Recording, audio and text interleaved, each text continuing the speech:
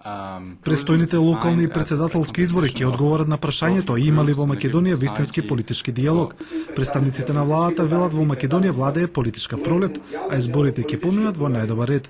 За разлика од нив, опозицијата и не е толку оптимистички расположена. Убеден сум дека имајќи го предвид значењето на предстојните избори за Република Македонија, како секогаш кога сме соочени со предизвици, дека ќе успееме да собереме доволно сили за силен политички консензус и повторно, скромно да ги надфрлиме очекувањата.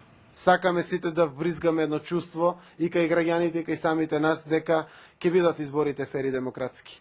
Но морам да ви кажам дека прво тоа чувство јас сакам да го споделам со сите, но до крај и не сум сигурен.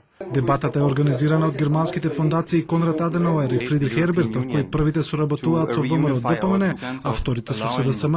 Тие заедно со евроамбасадорот повторно ги потсетија македонските политичари за важноста на изборите. Изборите се најдобар знак дека политичкиот плурализам постои и моја надеж е дека за време и по изборите ќе има диалог што ќе ја поведе Македонија напред. Начинот на кој овие кампањи ќе бидат водени и однесувањето на лидерите ќе биде важно за состојбата на политичкиот плурализам.